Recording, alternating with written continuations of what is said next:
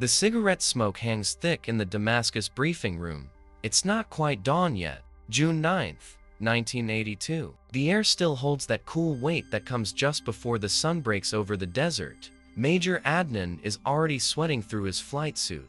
The fabric clings to his shoulders. Damp, heavy. Lebanon's humidity never lets go, even up here in the mountains. He stares down at the tactical map spread across the metal table. Red circles, blue arrows. The kind of clean, confident geometry that makes war look simple on paper. Israeli positions marked in the Bekaa Valley. Syrian intercept vectors drawn with rulers and certainty. Everything laid out exactly like the training exercises they've run 100 times. Soviet advisors watching from the tower, clipboards in hand, nodding approval. The intelligence officer taps his pointer against the map. Sharp metallic clicks in the quiet room. Israeli F-15s and F-16s operating over the valley, he says. Standard combat air patrol patterns. We have numerical advantage. 3 squadrons to their 2. The math sounds good. 3-2. Syrian MiG-21s and MiG-23s. Aircraft that have owned these skies for years. There's a manual on every pilot's shelf back in the barracks. Soviet doctrine. Thick, detailed, hundreds of pages, promising that proper formation, discipline, and ground-controlled intercepts will neutralize any technological gap. Any advantage the Americans think they have. Major Adnan has memorized every page, every procedure, every contingency. Outside the window, the ground crews are fueling the MiGs. The eastern horizon is shifting. Black to charcoal, charcoal to gray.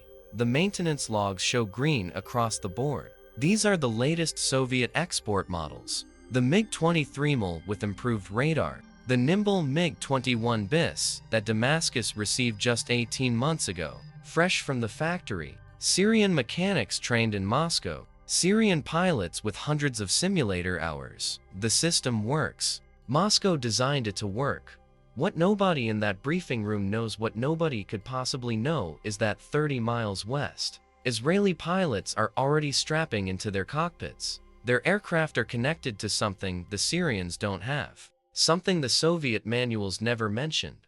A battlefield network. The Hughes APG-63 radars in those F-15s are already spinning. Already painting the dawn sky with invisible fingers. Already tracking Syrian formations before Syrian pilots have even started their engines. Major Adnan climbs into his MiG-23's cockpit as the sun finally breaks the horizon. His radar warning receiver sits quiet. Not a sound, not a whisper. The radio crackles. Damascus ground control. That familiar voice. Calm, professional, calling out vectors and altitudes in the practiced rhythm they've used for years. Everything feels normal. The Tumansky engine spools up with its characteristic whine. The gauges read nominal. He taxis into position behind his wingman, throttles forward, and lifts into the Lebanese morning with the absolute confidence that comes from flying a system designed by engineers who beat the Germans, who put the first man in space, who built an air defense network spanning 11 time zones. The mission is simple: patrol assigned sectors, wait for ground control to vector them onto targets, execute the intercept profile exactly as practiced. Soviet doctrine eliminates uncertainty through rigid procedure. Syrian pilots don't freelance, don't improvise. They follow the system that's protected Arab air forces since 1955. Major Adnan levels off at assigned altitude, switches his radar to search mode. The scope shows the expected clutter. Ground returns. Weather. The electronic noise that always fills the Bekaa Valley. He waits for ground control to call the vectors, the ones that will guide him onto the Israeli fighters their surveillance radars must have detected by now. His finger rests near the weapon selector. His wingman holds perfect formation 500 meters to his right. Everything proceeds according to doctrine. The radio crackles. Ground control sounds. Different. Urgent. Major Adnan Banks left to follow the new heading. His MiG responding exactly as Soviet engineers promised it would.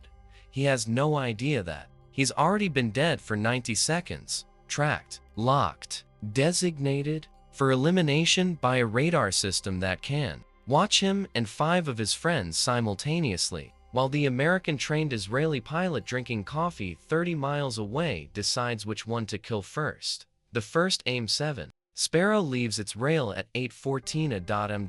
It covers the distance in 18 seconds. Major Adnan sees nothing. No launch flash. No contrail. No radar warning. His MiG-23 simply disintegrates around him, the warhead's expanding rod pattern, shredding hydraulics and control surfaces before his brain can process what's happening. The ejection seat fires automatically, training taking over when conscious thought fails. He's floating under canopy when his wingman explodes 500 meters away, then 2 more MiGs behind them, all within 40 seconds. The radio erupts into chaos. Damascus ground control screaming vectors that made sense 3 minutes ago, but are now catastrophically outdated. Syrian pilots are banking hard, their radar showing nothing but clutter, nothing but noise, while Israeli F-15s circle 15,000 feet above them, their Hughes radars calmly tracking every defensive maneuver, every desperate turn. The Americans designed this system around a simple principle: see first, shoot first, survive. Syrian MiGs are flying blind into a shooting gallery where the shooters can see in the dark. Captain Riyadh manages to get his MiG-21s radar locked onto something. Maybe an Israeli F-16, maybe a ghost return. He'll never know. He squeezes the trigger. His R-60 missile drops away, motor igniting, then corkscrews into the ground as Israeli jammers flood the frequencies his guidance system needs. 3 seconds later, an AIM-9 Sidewinder tracks his engine heat signature and ends his war. His last radio transmission is just static and a half-formed word. By 8:30 a.m. 16 Syrian aircraft are burning wreckage scattered across the Bekaa Valley. Israeli pilots are reporting target-rich environments, their American radars presenting neat columns of data: range, altitude, closure rate, optimal firing solutions. One F-15 pilot will later describe it as, like practice intercepts, except the targets don't come home. The Syrian formations are dissolving. Pilots breaking in all directions, some heading for Damascus, some simply trying to survive the next 60 seconds. Damascus ground control has lost any pretense of managing the battle. Their Soviet-built radar screens show aircraft disappearing in clusters, the surveillance picture collapsing faster than human operators can comprehend. They call vectors to pilots who are already dead. They order engagements against Israeli formations that have already moved 20 miles. The doctrine assumes the ground controllers can see the battlefield. Instead, they're watching their air force evaporate in real time, while Israeli data links share targeting information across formations, faster than Syrian ground radar can refresh its displays. Lieutenant Bashir ejects over friendly territory after his MiG-23's engine quits. Whether from battle damage or mechanical failure, he'll never know. He watches 3 more Syrian fighters fall during his parachute descent, black smoke trails marking their terminal dives. The sky that was full of friendly aircraft 15 minutes ago now contains only the distant silver specks of Israeli jets, circling unmolested, their pilots selecting targets like shoppers choosing produce. By 9:45 a.m., it's over. 82 Syrian aircraft destroyed. 0 Israeli losses. Israeli pilots are reporting Winchester out of missiles and returning to base to rearm for afternoon sorties. Syrian ground crews at Damascus count the aircraft that return and realize with sick certainty that most of their squadrons are simply gone. The maintenance officers who signed off on those aircraft 2 hours ago now face the impossible task of explaining to Soviet advisors how their doctrine failed so completely. Major Adnan, still tangled in his parachute in a Lebanese field, watches Israeli F-16s streak overhead and understands with absolute clarity that everything he learned about air combat in Soviet training schools has just become obsolete. The confident predictions from that morning's briefing: numerical advantage, proper formation, discipline, proven Soviet systems, all of it, died with 81 of his countrymen before lunch. American engineering just rewrote the rules. The humiliation started 17 years earlier. Vietnam, 1965. American F-4 Phantoms were falling out of the sky in numbers that horrified Pentagon planners. These aircraft cost $3 million each. They carried radar systems that weighed more than entire World War II fighters. Mach 2 capable, beyond visual range missiles. The future of air combat, and North Vietnamese MiG-17s subsonic designs from 1950 were shooting them down in turning fights where speed and missiles meant nothing. The Air Force was watching gun camera footage of Phantoms bleeding energy in vertical scissors maneuvers. Their pilots trained for beyond visual range intercepts, suddenly forced into dogfights they couldn't win. Major John Boyd sat in a Pentagon office in 1966, covering whiteboards with equations that would eventually revolutionize fighter design. He developed something called energy maneuverability theory, a mathematical framework that reduced air combat to rates of energy gain and loss. His calculations proved what Vietnam was demonstrating brutally. The F-4 bleeds energy and turns faster than it can regain it, creating windows where even inferior aircraft can kill. Boyd's equations showed that future fighters needed sustained turn rates above 10 degrees per second, an acceleration that replenishes energy as fast as maneuvering depletes it. The Air Force issued its FX requirement fighter experimental in 1967, demanding an aircraft that could outmaneuver anything Soviet engineers might design, while maintaining the beyond visual range capability. Vietnam proved essential once you actually achieve air superiority. McDonnell Douglas won the contract in 1969, with a design that looked impossibly aggressive. Twin tails, shoulder-mounted wings, twin Pratt & Whitney F-100 engines producing 25,000 pounds of thrust each. The engineers were building a Mach 2.5 aircraft that could also pull 9 Gs in sustained turns, without bleeding the energy that kills pilots. The prototype YF-15 rolled out of St. Louis in June 1972, painted in blue and white test colors that would never see combat. Chief Test Pilot Irving Burroughs strapped in for the first flight on July 27th. The twin F-100s spooling up to a combined 50,000 pounds of thrust. The aircraft lifted off after just 900 feet of runway, a fighter weighing 40,000 pounds behaving like something half that size. Burroughs pushed it through basic handling, reporting control responses that felt instantaneous, acceleration that pinned him into the seat, stability that made formation flying feel natural. The engineers had solved problems Soviet designers didn't even know existed yet. The F-15's wing loading aircraft weight divided by wing area produced exceptional maneuverability without sacrificing high-altitude performance. The thrust-to-weight ratio exceeded 1:1, meaning it could accelerate while climbing straight up. Boyd's energy maneuverability equations had guided every curve of the airframe, creating a fighter that gained energy faster than it lost it across the entire flight envelope. But McDonnell Douglas engineers understood something crucial. Pure performance meant nothing without sensors that could use it. They integrated the Hughes APG-63 radar into the F-15's nose, giving pilots the ability to track multiple targets while maneuvering, something no previous fighter radar could manage. The weapon system could launch missiles at 6 different targets before any of them knew they were being engaged. The Soviets were still designing radars that required straight and level flight to maintain lock.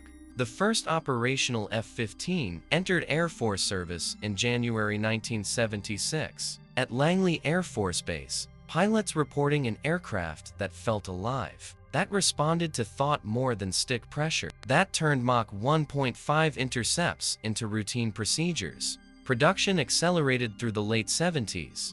Israel requested export versions in 1976, receiving its first F-15A, Baz Hebrew for Falcon in December 1976. Israeli pilots transitioning from French Mirages reported that the American fighter didn't just outperform its predecessor, it represented a completely different category of weapon system. They had no idea they'd prove it over Lebanon in 1982. the Hughes Aircraft Company radar engineers working in Culver City, California, in 1970 faced a problem that had frustrated fighter designers since radar entered combat. Ground clutter. Conventional pulse radars send out a signal and listen for returns, but they can't distinguish between an enemy fighter at 20,000 feet and a hillside 30 miles away. Both reflect radar energy. Both appear on the scope.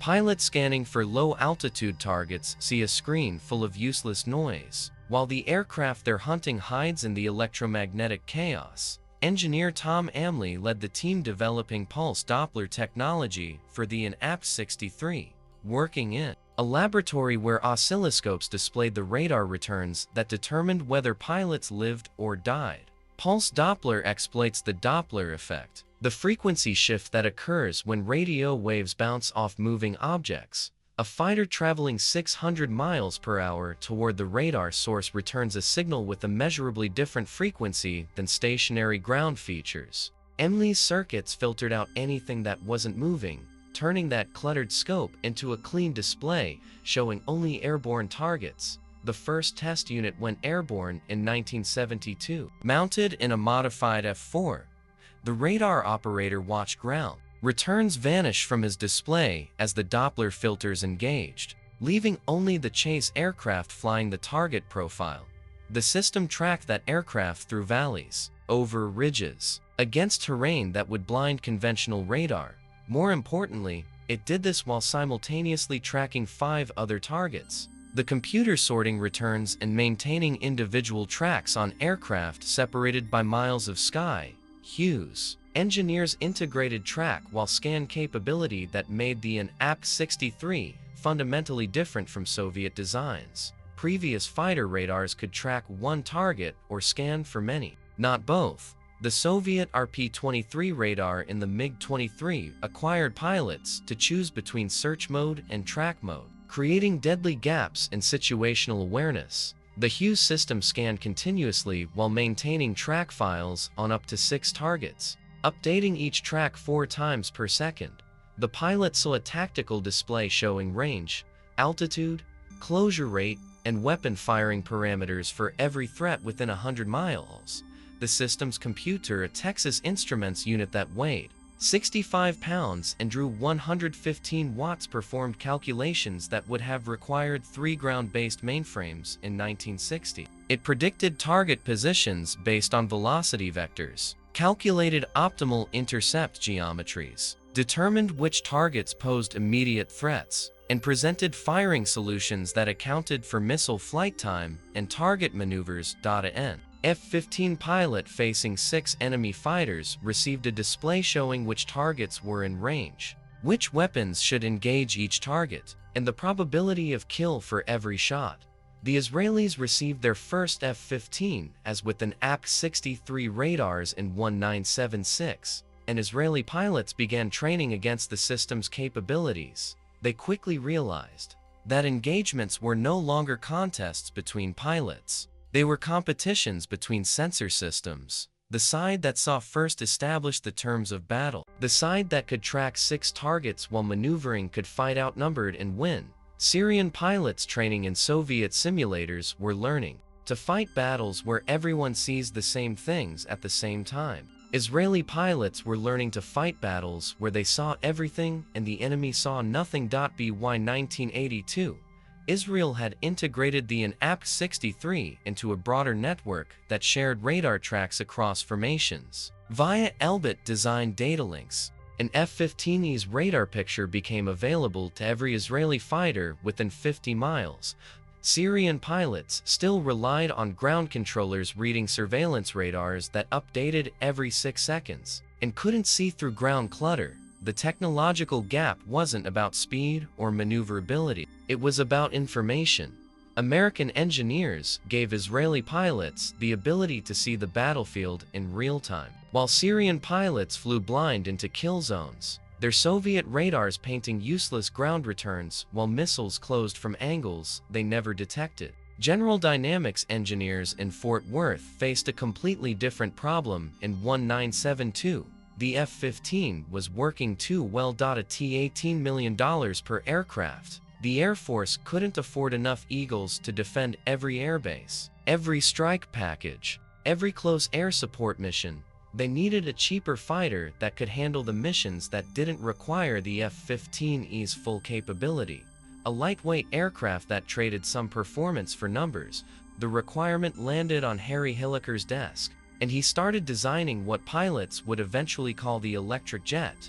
Hilliker's team built the F-16 around a single Pratt & Whitney F-100 engine, the same power plant that gave the F-15 its performance, but wrapped it in an airframe that weighed 12,000 pounds less. The result was a thrust-to-weight ratio that actually exceeded the F-15's, creating a fighter that accelerated like a rocket and sustained 9 G-turns indefinitely at combat weights. The first prototype flew on January 20, 1974. Test pilot Phil Ostriker reporting handling characteristics that made aggressive maneuvering feel natural. But the revolutionary element wasn't the airframe.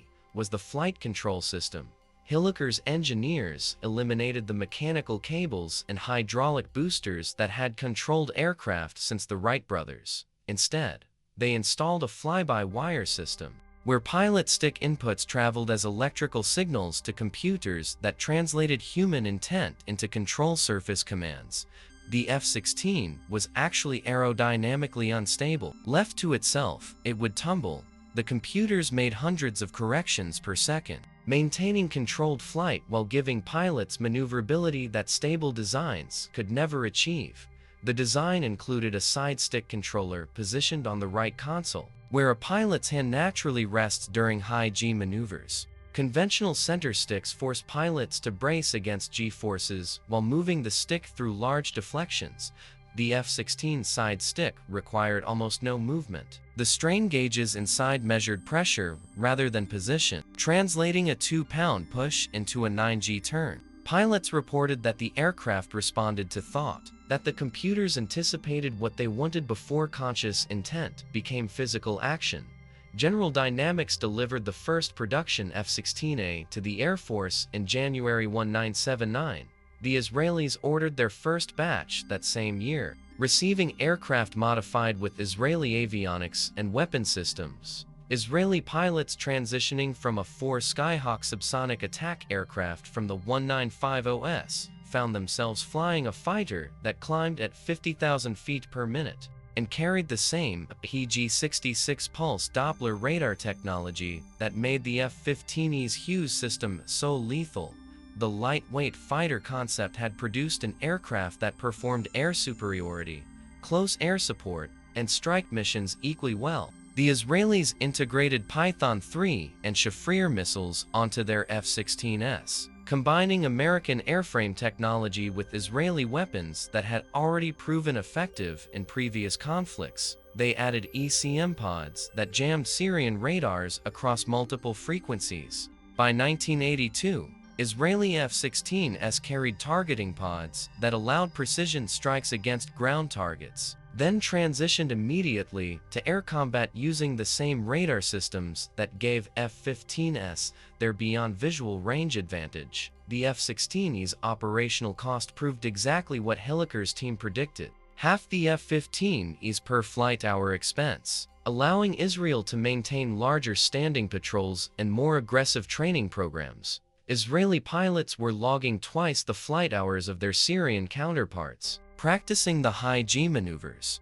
and radar intercepts that the fly-by-wire system made possible. Syrian pilots were still learning Soviet doctrine in stable, mechanically controlled aircraft that required perfect technique to avoid departing controlled flight when Israeli F-16s launched for the Bekaa Valley on June 9, 1982. They were carrying the same beyond visual range missiles, the same pulse Doppler radars, and the same data link integration that made F-15s so dominant. The lightweight fighter concept had produced a weapon system that Syrian pilots literally couldn't distinguish from the larger F-15. Until it was too late. The Elbit Systems engineers working in Haifa in 1980 were solving a problem that American designers never anticipated: how to make American fighters even more lethal by connecting them into a network that shared information at electronic speeds. The Israeli Air Force received American aircraft, but not American doctrine, and Israeli commanders understood something the Pentagon was still learning. Individual fighter performance meant nothing if pilots were operating on outdated information. The solution became the Elbit C3 data link system. That turned formations into hunting packs sharing a single tactical picture. The data link hardware fit into a pod mounted on the F-15 centerline pylon, containing a transmitter receiver that broadcast encrypted radar tracks across UHF frequencies. When an Israeli F-15s and F-63 radar detected a target 80 miles away, that track appeared simultaneously on the displays of every Israeli fighter within 50 miles. The formation commander saw what every radar saw. Building a composite picture that eliminated gaps in coverage and allowed coordinated engagements against superior numbers. Syrian pilots operating under Soviet doctrine received vectors from ground controllers looking at 6-second-old radar pictures. Israeli pilots were making decisions based on information less than 1 second old. The network integration went deeper than just sharing radar tracks. Israeli ground-based Hawkeye early warning radar stations in northern Israel scanned 200 miles into Lebanon, their powerful surveillance radars detecting Syrian formations as they took off from Damascus. Those tracks fed directly into the data link network, giving Israeli fighter pilots threat information before Syrian aircraft even reached the combat zone. The Bekaa Valley became a kill box where every entry point was monitored, every Syrian formation pre-targeted before they knew a battle had started. Israeli commanders positioned F-15s in high combat air patrol stations at 30,000 feet, while F-16s orbited 10,000 feet lower, creating a layered defense where American pulse Doppler radars had overlapping coverage across every altitude band. Syrian formations climbing to intercept altitude appeared on Israeli screens while still 60 miles away, tracked continuously as they maneuvered. Their courses predicted and intercepted before Syrian ground controllers could update vectors. The data link system transformed individual engagements into coordinated executions, where 4 Israeli fighters could engage 12 Syrian aircraft simultaneously, each pilot knowing exactly which targets his wingmen were handling. The Israelis added another American technology that magnified their advantage: the E-to-C Hawkeye airborne early warning aircraft. Israel received 4 of these turboprop aircraft in 1981, each carrying an APS 145 radar in its distinctive rotating dome. The Hawkeye orbited over Israeli territory, its radar scanning 250 miles in every direction, tracking every aircraft over Lebanon and western Syria. The radar picture flowed directly into the Elbit data link network, giving Israeli fighters complete situational awareness across the entire battlefield.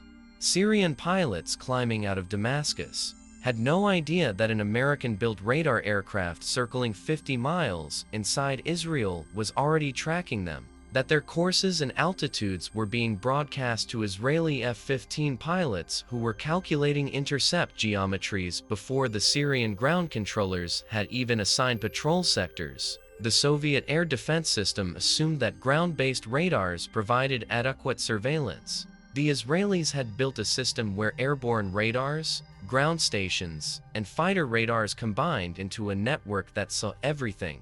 On June 9, 1982, this integration produced results that seemed impossible to Syrian commanders analyzing the battle afterward. Israeli pilots were reporting enemy positions that Syrian ground controllers hadn't detected yet. Israeli missiles were launching from angles that Soviet doctrine said should be blind spots. Israeli formations were coordinating attacks across 40 miles of airspace with precision that required real-time information sharing. The Syrians were fighting with 1,960 seconds coordination doctrine against an enemy that had achieved 1,980 seconds network-centric warfare.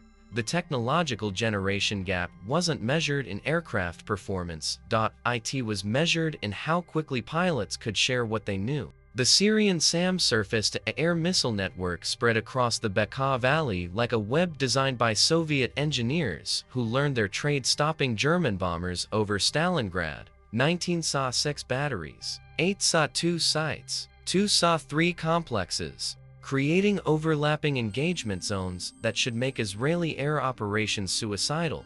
The SA-6 Gainful represented Moscow's most advanced export technology, a mobile system with semi-active radar homing that had killed Israeli aircraft in previous conflicts. Syrian battery commanders ran their systems exactly according to Soviet doctrine. Radars sweeping assigned sectors, missiles ready on launchers, crews trained to engage targets the moment they entered range. Israeli mission planners studying reconnaissance. Photos in Tel Aviv understood that achieving air superiority over Lebanon required destroying this network before Syrian fighters could use it as cover. American doctrine from Vietnam provided the template. Suppress enemy air defenses first. Establish air superiority second. Conduct strike operations third. But the Israelis added technologies that didn't exist in 1972, creating a suppression campaign that combined unmanned decoys, electronic warfare, and anti-radiation missiles into a coordinated strike that began at 2:00 p.m. On June 9th. The first wave consisted of IAI scout drones, small unmanned aircraft carrying radar reflectors that made them appear fighter-sized on Syrian surveillance screens. Syrian battery commanders watched their radar scopes fill with targets and began illuminating them with guidance radars, feeding targeting information to their SA-6 missiles. What they didn't know was that Israeli F-4 Phantoms orbiting 30 miles away were carrying M78 standard anti-radiation missiles, American weapons specifically designed to home on radar emissions. The moment a Syrian guidance radar activated, it became a beacon guiding a missile to its own destruction. The AG-78s launched their seekers locking onto SA-6 guidance radars transmitting at 10 GHz. The missiles covered the distance in 90 seconds, their 215-pound warheads detonating directly over radar vans that contained the electronics controlling entire batteries. Syrian crews watched their displays go blank, then felt the shock waves as American weapons turned their vehicles into burning wreckage. Battery commanders tried switching to backup radars, only to watch those systems die as well. More AG-78s tracking the new emissions and eliminating them before crews could even traverse the antennas. Israeli F-16s followed the anti-radiation missiles, carrying GBU-15 electro-optical guided bombs that allowed precision attacks from outside SA-6 range. Syrian battery commanders who survived the first wave watched TV-guided bombs impact their transporter erector launcher vehicles with accuracy that made visual aiming look primitive. The Israelis were using television cameras mounted in bomb noses to guide weapons directly onto parked missiles, destroying launchers before they could fire a single shot. The electronic warfare dimension added another layer of chaos. Israeli aircraft carried LQ-99 jamming pods that flooded Syrian radar frequencies with noise, making target tracking impossible even for batteries whose radars survived the initial strikes. Syrian operators saw their screens wash out into static, the carefully calibrated Soviet systems overwhelmed by jamming power that exceeded their design parameters. Some batteries launched missiles blind, hoping Soviet command guidance would steer them onto targets.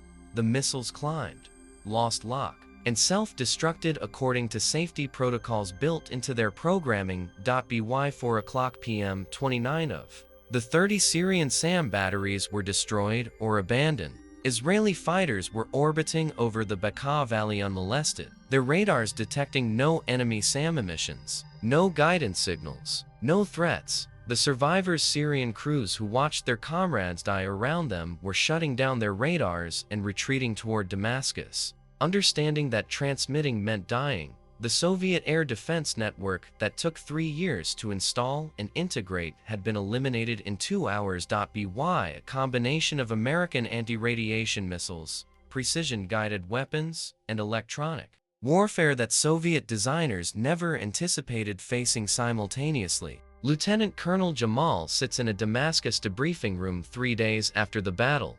His flight suit still smells of smoke and jet fuel. He's trying to explain to Syrian intelligence officers how his entire squadron disappeared in 12 minutes. He flew a MiG-23 Malaa that morning, supposedly the most capable interceptor in the Syrian inventory. Equipped with Soviet radar, the training officers promised could detect Israeli fighters at 50 kilometers. His radar warning receiver remained silent until the moment his wingman exploded. No missile launch warning, no indication of being targeted. He ejected over friendly territory and watched 4 more MiGs fall before his parachute deployed. Captain Walid's testimony matches Jamal's in the details that matter. Sudden, catastrophic losses. Radar systems showing nothing useful. Ground controllers calling vectors that made no sense. Walid flew a MiG-21 bis that was supposed to be nimble enough to dogfight anything the Israelis operated. He never saw the Israeli fighter that killed him. Never got his radar locked. Never had time to maneuver. His R-60 missiles refused to track. The infrared seekers apparently jammed or confused by countermeasures his Soviet instructors never mentioned existed. He pulled maximum Gs trying to break whatever was targeting him, and watched his airspeed bleed away while the missile closed from an angle his training said was impossible.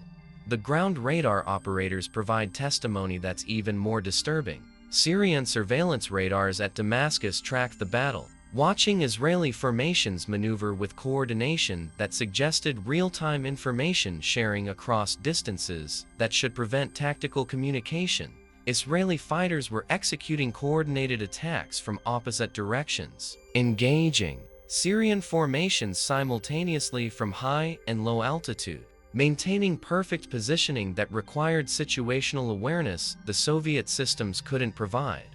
The radar operators watched Syrian aircraft disappear in clusters, while Israeli formations remained intact, untouched, apparently invulnerable. Major Ibrahim flew one of the few MiG-23s that made it back to Damascus, his aircraft leaking hydraulic fluid from damage he never saw happen. His radar worked perfectly according to all technical indicators. The scope showed contacts. The ranging system provided numbers. The weapon system indicated ready status. But every target he locked disappeared from his scope within seconds, the tracks vanishing as if the aircraft simply ceased to exist. He fired 2 or 23 missiles at contacts his radar said were 15 kilometers away. Both missiles guided for approximately 10 seconds, then lost lock and self-destructed. He has no explanation for why Soviet missiles that worked flawlessly in training failed completely in combat. The Syrian electronic warfare officers report jamming across multiple frequencies. Israeli aircraft broadcasting interference that overwhelmed Syrian radar receivers and communication systems. Ground controllers were screaming vectors into radios that pilots couldn't hear clearly through the static. Missile guidance systems were losing lock as Israeli jammers flooded the frequencies they needed. The Syrians had trained for electronic warfare. Soviet doctrine included jamming procedures and frequency hopping protocols, but the intensity and sophistication of Israeli countermeasures exceeded anything Soviet advisors had prepared them for. Soviet advisors reviewing the battle data offer explanations that blame Syrian execution rather than Soviet technology.